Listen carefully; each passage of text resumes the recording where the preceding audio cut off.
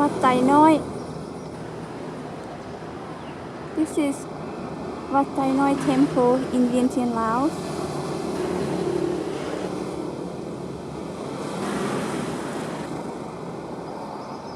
And there's a school, elementary school.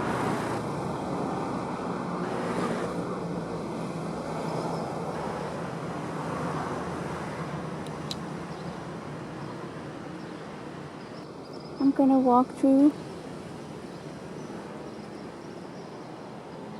Walking through the temple.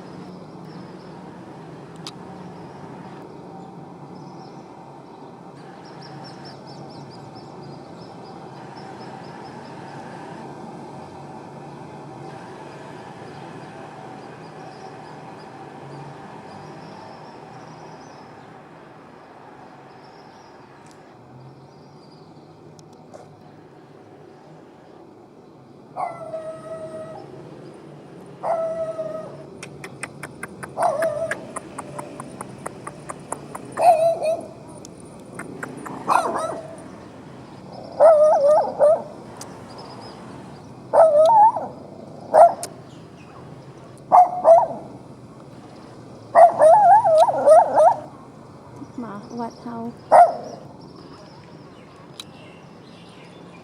ได้หนีไปแล้วเด้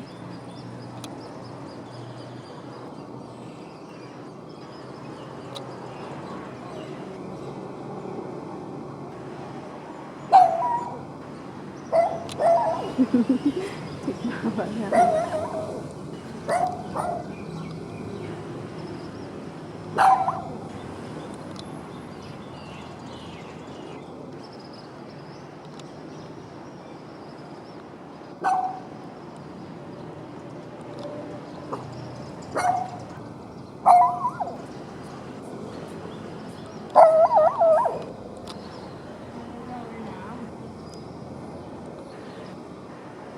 ตัวใหญ่บ่เห่าตัวน้อยใช่ปะเห่า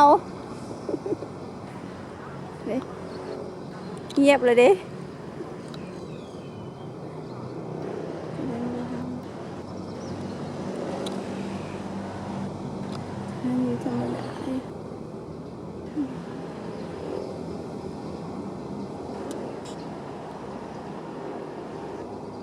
ต้นบักม่วงบักดกมีหมากโอ้มีหมากเห็นอยู่ต้นบักม่วงดกเนาะเนี่ยเห็นติดอยู่หันหน่อยนึงถึงปีนี้จะมันดอกหลายคันติดเมิดนี่ย่านกกสิฮักอยู่คันติดเมิดมันก็หลาย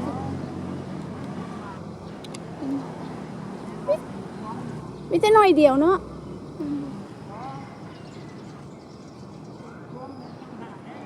โอ้กล้าว่าสิติดหลายบ่เนี่ยเป็นพวงเป็นน้ำอากาศเย็นที่เนาะปีนี้ไม่ดี